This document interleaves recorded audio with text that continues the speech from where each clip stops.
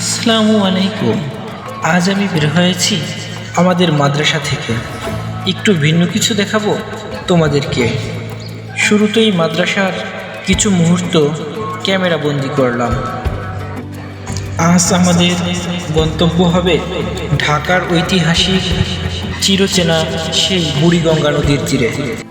এই যানজটের শহরে ইট পাথরের দেয়ালে আটকে থাকতে চায় না আর মন, তাই তো ছুটে চলছি বুড়িগঙ্গা নদীর তীরে।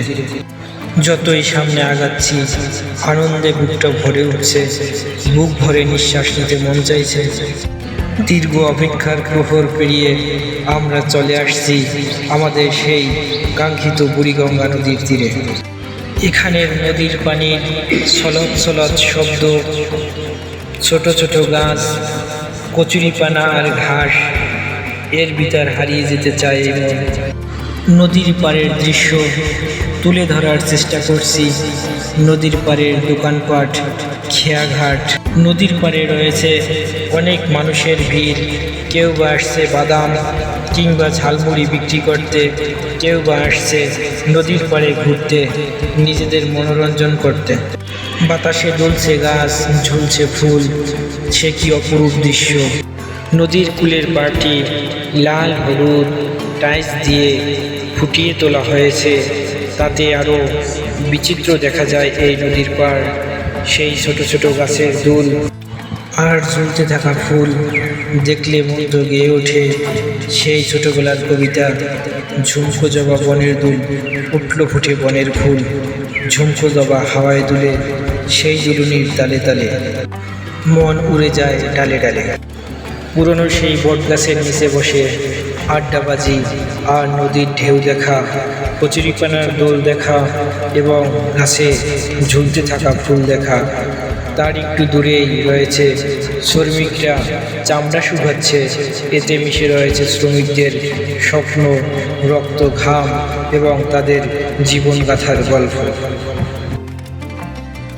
জেলেরা নদীতে জাল ফেলে ঘন্টার পর ঘন্টা অপেক্ষা করে মাছের জন্য, রোদে পুড়ে তাদের শরীর হয় ছারখার।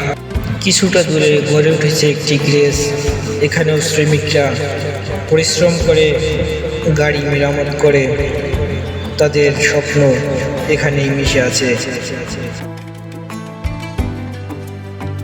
যদি কখনো আপনার প্রিয় মানুষটার মন খারাপ হয়, তাকে নিয়ে ঘুরতে আসবেন এই নদীর তীরে, অবশ্যই তার মন ভালো হয়ে যাবে।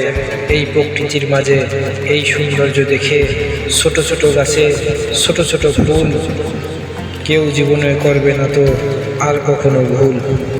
বাসার ফেরার পথে দেখা মিলল একটি ছোট্ট বাঁশের ফাস্টফুডের দোকানের। আমরা সেটাকে আপনাদেরকে দেখানোর একটু চেষ্টা করলাম। তো এর সামনে রয়েছে একটি খেলার মাঠ, খুবই সুন্দর, এটাও খুবই উপভোগ্য একটি মাঠ। তো চলুন একটু দেখে আসি মাঠটা কেমন দেখায়।